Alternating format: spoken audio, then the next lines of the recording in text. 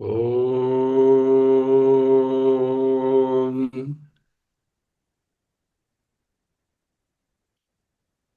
ఓం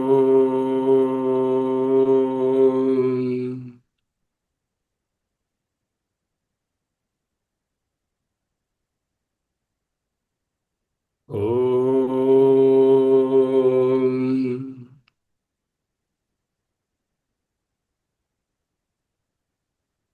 అహమస్మి అహమస్మి అహమస్మి.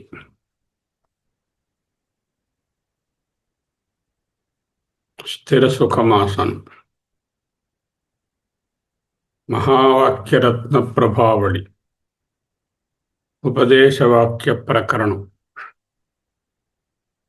ఈనాడు మైత్రేయోపనిషత్తు ద్వితీయ ఖండంలో 29వ మంత్రం విచారం. ద్రష్టృదర్శన దృశ్యాని త్యక్త్వా వాసనయా సహ దర్శన ప్రథమాభాసం ఆత్మానం కేవలం భజ. ద్రష్టృదర్శన దృశ్యాని త్యక్త్వా వాసనయా సహ దర్శన ప్రథమాభాసం ఆత్మానం కేవలం భజ. ఈ మంత్రం అద్వైత వేదాంత సాధనలో అత్యంత చివరి మెట్టుని సూచిస్తోంది.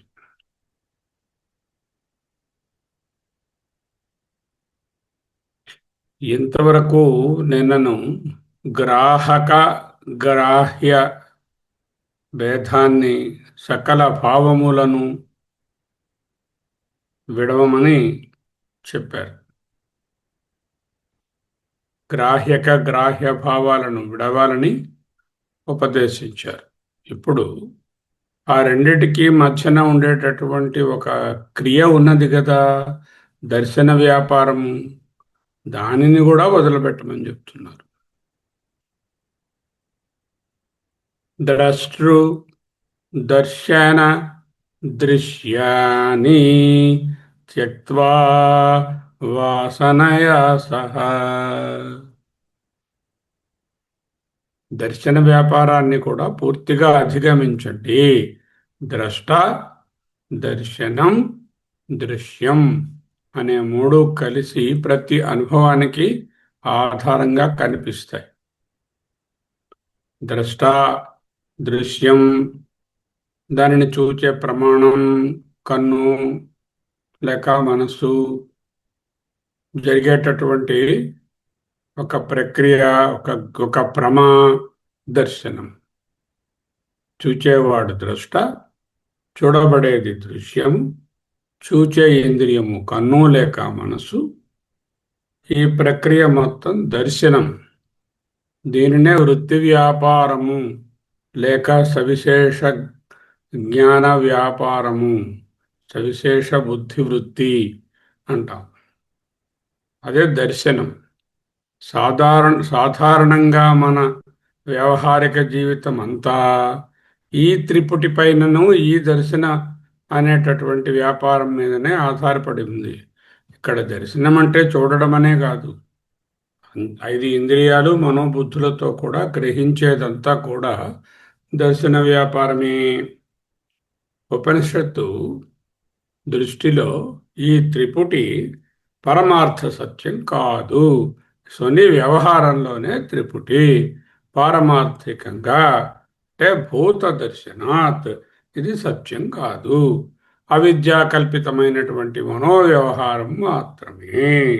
అందువలన ద్రష్టను మాత్రమే వదిలిపెట్టి దృశ్యాన్ని వదిలిపెడితే పనికి సరిపడదు. ద్రష్టృ దర్శన దృశ్యాన్ని, ఆ మధ్యలో ఉన్నటువంటి దర్శనం అనే దర్శన వ్యాపారాన్ని కూడా దానిని మూలమైనటువంటి వాసనయా సహా త్యక్త్వ, అంటే ఆనాటికి వచ్చినటువంటి ఇంద్రియ వ్యాపారమే కాకుండా ఈ ఇంద్రియ వ్యాపారాల వలన ఏర్పడినటువంటి పేరుకుపోయినటువంటి రెసిడ్యూ ఉంది కదా, వాసన. ఆ పెనం చూడండి, వాడుతూ వాడుతూ ఉంటే అట్ల పెనం, దాని మీద రెసిడ్యూ, బ్లాక్ రెసిడ్యూ ఫార్మ్ అవుతుంది. అలాగే ఈ మనసుని వాడుతూ వాడుతూ ఉండగా మనసు అనే ఈ పెనం ఎప్పుడూ వేడెక్కిస్తూ ఉంటాం, చల్లారుస్తూ ఉంటాం, మళ్ళీ వేడెక్కించి కొత్త ఆలోచన అట్టుపోస్తూ ఉంటాం, మళ్ళీ గోకుతూ ఉంటాం. అది పోతుంది, మళ్ళీ ఇంకో అట్టు వస్తుంది, అక్కడ క్రస్ట్ ఫామ్ అవుతుంది. ఆ క్రస్ట్ ఫార్మ్ అవడమే వాసన అంటారు. దర్శన వ్యాపారము ఒకనాటిది ఒక వ్యాపారము కాదు కదా. అనేకమైనటువంటి దర్శనాలు ఒకదాని వెనకాల ఒకటి అలా జీవితంలో జరుగుతూ ఉంటే, రిపీటెడ్గా కొన్నింటిని అధికంగా మనం ఎక్స్పోజ్ చేస్తూ ఉంటే థాట్స్ని, ఆ థాట్స్ యొక్క రెసిడ్యూ ఏదైతే మిగులుతుందో దానినే వాసన అన్నారు. వాసనా సహ త్యక్త్వా ద్రష్టు దర్శన దృశ్యాని త్యక్త్వా వాసనా సహ. ఈ వాసన అనే పదము అత్యంత గంభీరమైనది. లౌకికార్థంలో ఉండేటటువంటి వాసన ఏదో గులాబీ వాసన, కాఫీ పొడి వాసన, వాసనలు కావు ఇక్కడ. వాసనలంటే మనసులో పేరుకుపోయినటువంటి మన యాక్షన్స్, బుద్ధివృత్తుల యొక్క రెసిడ్యూస్. బుద్ధివృత్తి యొక్క రెసిడ్యూ, యాక్షన్స్, కర్మల యొక్క రెసిడ్యూ, కార్మిక్ రెసిడ్యూ ఏదుందో అదే వాసన. వాసన అంటే జ్ఞాపకం, మా గ్రాండ్ మదర్ జ్ఞాపకం ఉన్నారండి, అది వాసన, అది కాదు. అది స్మృతి, గత స్మృతి. అనాద కాలం నుండి వాసనలు ఎలా ఏర్పడతాయి? అహంకారము గలదు. నేను ఫలానా కమలక్కను, నేను ఫలానా రవిప్రకాష్ని, నేను ఫలానా వినయ్ని అని అనాది కాలం నుంచి అహంకారం ఉన్నది. దాంతోపాటు నేను చేస్తున్నాను, ఐఎమ్ ది డూయర్, కర్తృత్వం ఉన్నది. దాంతోపాటు ఈ భోగం నేను అనుభవిస్తున్నాను, ఇది నాది, ఇది నాకు సంబంధించినటువంటి వ్యవహారం అనేది భోక్తృత్వం. అంటే వాసన is what? The ego, the doership and the ఎంజాయర్షిప్, which is a product of repeated exposure of the mind to various experiences of the Vyavahara world. Not just Jnapaka or Smriti. Okay? You have to understand carefully the word Vasana, Vasana. So వాసనాతానవం హి ముక్తి అన్నారు వివేక చూడమణిలో. వాసనాతానవం, వాసనలను విడిచిపెట్టడమే ముక్తి. ఆ వాసనలు ఎక్కడి నుంచి తయారయ్యాయి? ఇదిగో అహంకారము, కర్తృత్వము, భోక్తృత్వము, రిపీటెడ్ బుద్ధివృత్తులు, ఇవే పేర్కొన్నటువంటి వాసనలు. జగత్ సత్యత్వాన్ని నిలబెట్టేటటువంటి సూక్ష్మమైన, మనకు తెలియకుండానే ఏర్పడినటువంటి సంస్కారము యొక్క ప్రవాహమే వాసన. ఈ జగత్తులో ప్రతి వస్తువు, అనుభవము, వ్యక్తి, నేను ఇంటరాక్ట్ అవుతున్నవన్నీ కూడా సత్యం, సత్యం, సత్యం, నిజం అంటూ నమ్మించి మోసం చేసేటటువంటి సంస్కారం ఏదైతే ఉన్నదో అది ఏ వాసన. ఈ వాసన ఉన్నంత వరకు మనసు తిరిగి ఆ వాసనలకు అనుగుణంగా ద్రష్ట, దృశ్య, నేను ద్రష్టను, ఇది నేను చూస్తున్నాను, ఇది నచ్చింది, ఇది నచ్చలేదు, ఇదంటే నాకు పరమారోత, ఇదంటే అత్యంత ఇష్టం అనేటటువంటి భేదాన్ని సృష్టిస్తుంది. ఏది? వాసన. ఎక్కడ ఉన్నాయి ఇవన్నీ? కారణ శరీరంలో ఉంటాయి. మనసులో తయారై ఆ కోడెడ్ ఫామ్లో కారణ శరీరంలో అవ్యక్తంగా మనకు కనపడకుండా ఇవన్నీ నా వాసనలండి అని ఓ లిస్టు చెప్పమంటే చెప్పలేరు. రెడీగా మనసుకి అవి అందవు. ఆ అవసరం వచ్చినప్పుడు బయటకు వచ్చి అవి బుద్ధివృత్తులుగా, మనోవృత్తులుగా ప్రవర్తిల్లుతాయి. జ్ఞానం కలిగిన తరువాత కూడా ఒకవేళ ఏదైనా వాసనలు కొంచెం మిగిలి ఉంటే, ఇంకా నేను ఇది అది అనేటటువంటి భావం మిగిలి ఉంటే ఉండకూడదు. నిజమైనటువంటి జ్ఞానం అంటే పూర్తిగా వాసన పోవడమే. కానీ మిగిలి ఉంటే ద్వైత వ్యవహారం మళ్ళీ ఉద్భవిస్తుంది. ఇదే గీతలో చెప్పారు. ఎప్పుడైతే వాసనలు ఇంకా మిగిలి ఉన్నాయో హరంతి ప్రజ్ఞాం వాయుర్నావమివం భసి. ఆ మనస్సులో ఉన్నటువంటి ఆ మనస్సును, ఆ ప్రజ్ఞను, అంటే విశేష జ్ఞానాన్ని మళ్ళీ పూర్తిగా నిర్విశేషంలో ఉన్నదాన్ని సవిశేషంలోకి పట్టుకొస్తుంది. ఏ విధముగా ఓడ గాలి చేత లాగివేయబడుతుందో పక్కకు, మనస్సు లాగివేయబడుతుంది. ద్వైత వ్యవహారం మళ్ళీ మళ్ళీ ఉద్భవిస్తుంది. అందువలన ఉపనిషత్తు ఏం చెప్తుంది? కేవల దృశ్యత్యాగం కాదురా నాన్న. దృశ్యాన్ని చూడకుండా ఉండడం, అనుభవించకుండా ఉండడం అనేటటువంటిది ప్రాథమికమైనటువంటి క్రియ. ఇది దమ్మము. ఆ వెనుక ఆ దృశ్యం లేకపోయినా అనుభవాల గురించి ఆలోచించకుండా ఉండడం శమము. ఈ రెండు సరిపడవు. వాసనా సహితమైనటువంటి త్రిపుటి నివృత్తినే ఇక్కడ ఉపదేశిస్తుంది. యోగ వాసిష్టంలో చెప్పినటువంటి వాసనాక్షయము లేక మనోనాశనం అని మనకు చెప్పిన మాండూక్యంలో విషయానికి అతి దగ్గరగా ఉన్నది. వాసనా తాండవం హి ముక్తి. వివేక చూడమని. ద్రష్టృ దర్శన దృశ్యాని త్యక్త్వా వాసనయా సహ. వాసనయా, వాసనలతో కూడా. తృతీయ విభక్తి. వాసనా సహా అని రాయకూడదు. వాసనయా సహ ద్రష్టృ దర్శన దృశ్యాని త్యక్త్వా వాసనయా సహ. తర్వాత ఏం చేయాలి?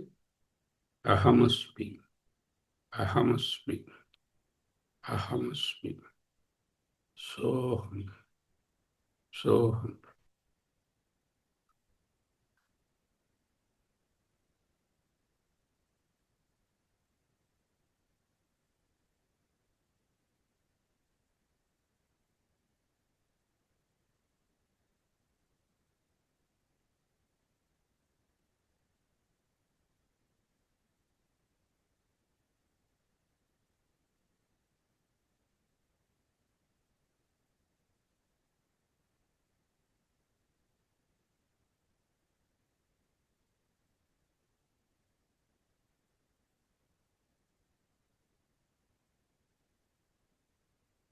అహమస్మి, అహమస్మి, అహమస్మి, సోహం, స్యోహం.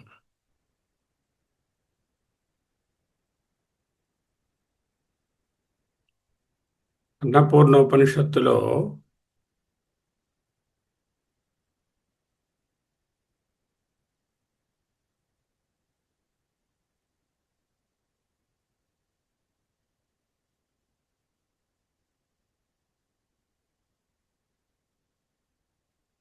అహమస్మి, అహమస్మి, యావన్న చిత్తోపశమో న తావత్ తత్వవేదనం, యావన్న వసనా నాశః తావత్ తత్వాగమః కుతః. ఎంతవరకు వాసనలను వదలవో, వాసనలు తాను త్యక్త్వా పోలేదు, యావత్ నా వాసనా నాశః తావత్ అంతవరకు తత్వాగమః తత్వము తెలియుట కుతః ఎక్కడిది? యోగవాసిష్టంలో నిర్మూలకలనాం త్యక్త్వా వాసనాం యస్య మంగతః జ్ఞేయత్యాగమయం విద్ధి ముక్తం తం రఘునందన. ఓ రామా, నిర్మూలకలనాం త్యక్త్వా వాసనాం యః శమం గతా జ్ఞేయత్యాగం అయం విద్ధి ముక్తం తం రఘునందన. ఈ విధముగా అనేకమైనటువంటి గ్రంథాలలో వాసనాతానువం గురించి మాట్లాడబడి ఉన్నది. సరే, వాసనలను విడిచిపెట్టడం అంత సులభం కాదు. మడ్డి మడ్డెక్కిపోయింది, పేరుకుపోయింది. ఇక నెక్స్ట్ లైన్లో దర్శన ప్రథమాభాసం, దర్శన ప్రథమాభాసం ఆత్మానం కేవలం భజ. ఆత్మానం, ఆత్మను కేవలం, ఆ ఒకే ఒక ఆత్మ, కేవల ఆత్మ, ఓన్లీ భజ అంటే చూద్దాం. దర్శన ప్రథమాభాసం, దర్శన ప్రథమాభాసం అన్నారు. ఇది క్రొత్త ప్రయోగం. త్రిపుటి పూర్తిగా ఉపశాంతమైన తరువాత ఏమి మిగులుతుంది అనే ప్రశ్నకు మంత్రం సమాధానం ఇస్తుంది. తదేకోవశిష్ట అన్నాం కదా.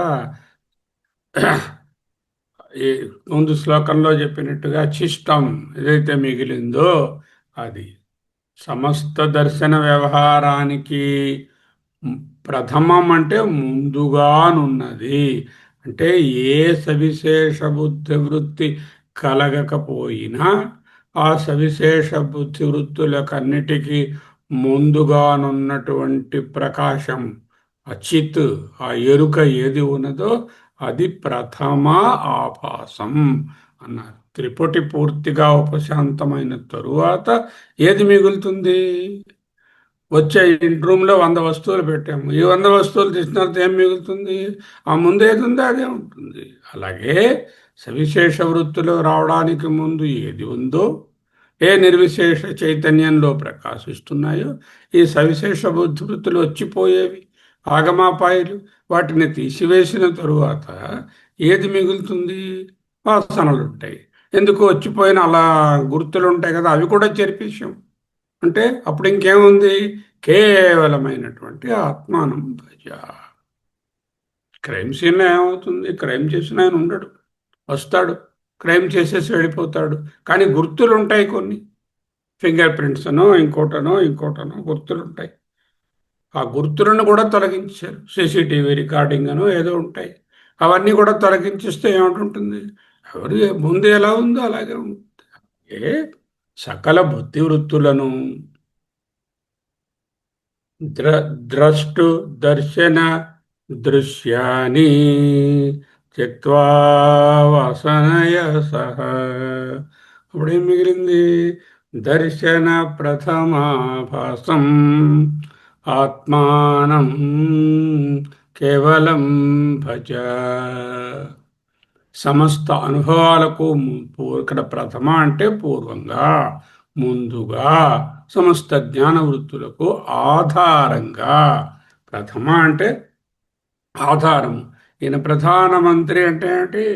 ఆధారం. అందరికైనా అన్ని మంత్రాంగాలకు ఆధారము. ఇది ప్రధానమైనటువంటి పిల్లరు, ముఖ్య స్తంభము అంటే ఆధారము. అంటే సకల వ్యవహారాలకు ముందుగా, సమస్త అనుభవాలకు పూర్వంగా, సమస్త జ్ఞాన వృత్తులకు ఆధారంగా, ఇప్పటి నుంచి అప్పటి నుంచి వచ్చిపోయిందని చెప్పకుండా ఎప్పటి నుంచో ప్రకాశిస్తున్న స్వరూపమే ఆత్మ. అందుకే దానిని దర్శన ప్రథమాభాసం అని పిలిచింది. ఈ దర్శన ప్రథమాభాసానికి 2 గంభీరమైనటువంటి ఉచ్చారణలు ఉన్నాయి. మొట్టమొదటిది, ఏ దర్శనమైనా ఏ బుద్ధివృత్తి అయినా సంభవించడానికి ముందు ప్రకాశిస్తున్నది ఆత్మ. కళ్ళు చూసే ముందు, మనసు గ్రహించే ముందు, బుద్ధి నిర్ణయించే ముందు చైతన్యం అప్పటికే స్వయం ప్రకాశంగా ముందుగానే ఉంది. ఓకే, అది ఏ జ్ఞానవృత్తి వల్ల ఉత్పన్నమయ్యేది కాదు. జ్ఞానవృత్తులను అన్నిటినీ ఉత్పత్తి చేసేటటువంటిది. రెండవది ఏమిటి? దర్శనం అనే అనుభవానికి కూడా వెలుగునిచ్చేది. సరే, ఏదైనా ఒక వస్తువుని చూడాలి, అప్పుడు ఆ వెనకాల ఒక చైతన్యం అనేది ప్రథమము, అది ఉంటేనే ఇవన్నీ జరుగుతాయి. అంచేత ప్రథమాభాసం ఉన్నారు. దర్శనం అనే అనుభవానికి వెలుగునిచ్చేది కూడా అదే. ఒక దీపం తన వెలుగులో ఇతర వస్తువులను ప్రకాశింపచేస్తున్నట్లు చైతన్యం తన సన్నిధిలోనే యస్య సన్నిధి మాత్రేణ మనస్సును మనోవృత్తులను ద్రష్టను దృశ్యాన్ని ఆ దర్శనం అనే అనుభవాన్ని ప్రకాశింపచేస్తుంది. అందువలన ఆత్మ దర్శనానికి ఫలితం కాదు, దర్శనానికి కారణమైనటువంటి స్వయం ప్రకాశ రూపం. ఈ రెండు కారణాల వలన దీన్ని ప్రథమ ఆభాస అన్నారు. ఆభాస అంటే ఇక్కడ అత్యాస అని కాదు, భానం అంటే ప్రకాశం, ఆభాస అంటే ఆసమంతాత్ భాస అంటే అంతటా అన్నిటియందు ప్రకాశిస్తున్నది. ప్రథమ ఆభాస, the universal consciousness, the consciousness absolute, which is the primeval consciousness, first consciousness, in fact the only consciousness in which every other relative consciousness or buddhi vruttulu will come and go. Okay? Now, let us study reflect on the sloka. Drashtru darshana drishyani త్యక్త్వా వాసనయా సహ.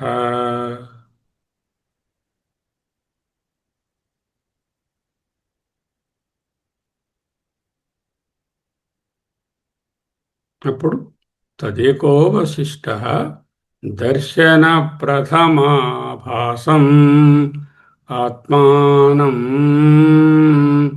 కేవలం భజ. కేనోపనిషత్తు ఏం చెప్పింది? యక్షుషా న పశ్యతి ఏన చక్షుంషి పశ్యతి.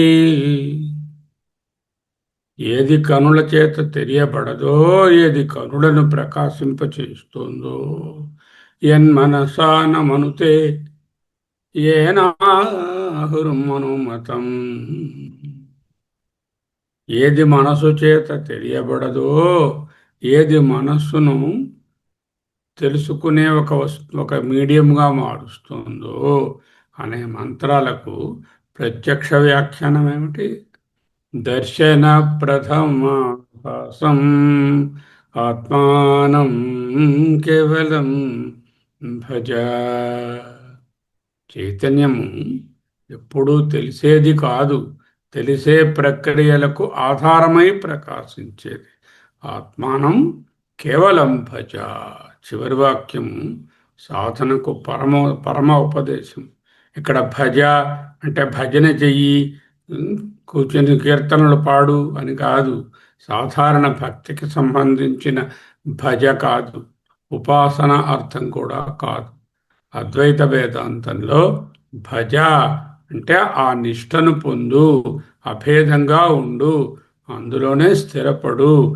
ఆత్మనిష్ట, స్వరూపనిష్ట అని అర్థం భజ అంటే. ఉపనిషత్తు ఏం చెప్తుంది? కొత్తగా ఏదో పొందమని చెప్పటం లేదు. త్రిపుటి ఉపశాంతమైన తరువాత స్వయంగా ప్రకాశిస్తున్నటువంటి ఆత్మస్వరూపంలోనే అచంచలంగా నిలవమని ఆదేశిస్తుంది. అదే ఆత్మానం కేవలం భజ. కేవలం అనే పదం కూడా అత్యంత గంభీరమైనది. శివ కేవలోహం నం. కేవలం అంటే రెండవది లేనిది. దానిలో జగత్తు అనేటటువంటి భేదం లేదు, జీవుడు అనే పరిమితి లేదు, ఈశ్వరుడు అనే వేర్పాటు లేదు. జీవ జగత్ ఈశ్వర భేదాలు సమసిపోయాయి. ధ్యాత ధ్యానం ధ్యేయం అనే త్రిపుటి లేదు.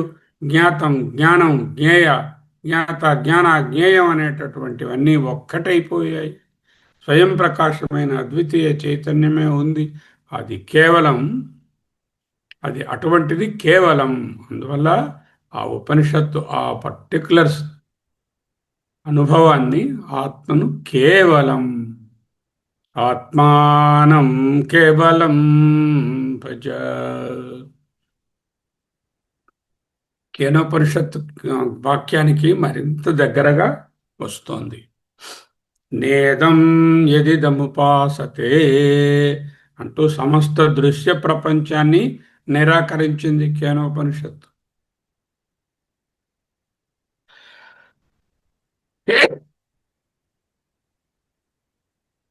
మైత్రేయ ఉపనిషత్తు ఏం చెప్పింది? గ్రాహకాత్మా చ మా భవ. గ్రాహ్యము అవద్దు, గ్రాహ్యాత్మ అవద్దు, గ్రాహకాత్మ అవద్దు అంటూ ద్రష్టని కూడా నిరాకరించింది.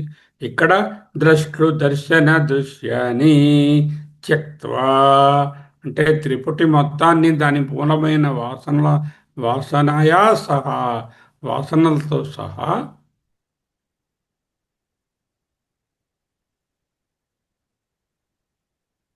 ఉపసం ఉపశమింపజేస్తుంది. అనంతరం దర్శన ప్రథమాభాసం ఆత్మానం కేవలం భజ.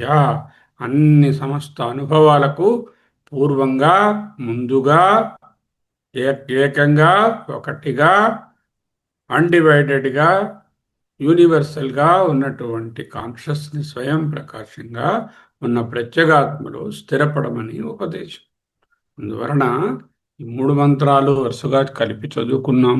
కేనోపనిషత్తు మంత్రం, తర్వాత మైత్రేయోపనిషత్తు గ్రాహ్య గ్రాహక భేదాన్ని వదలమన్నారు.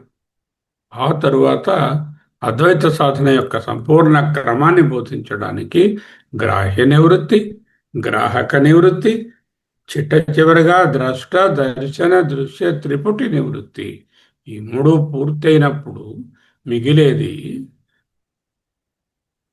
స్వయం ప్రకాశమైన, అద్వితీయమైన, కేవలమైన ప్రథమాభాసం. అదే పరబ్రహ్మ, అదే ప్రత్యేక, అదే ఉపనిషత్తులు బోధించే పరమ కైవల్యం. ఆత్మానం కేవలం భజ.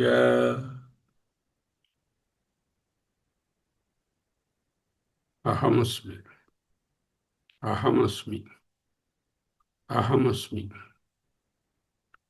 అహమస్మి. సోహం. ఒక నిమిషం పాటు మౌనంగా ఉందాం.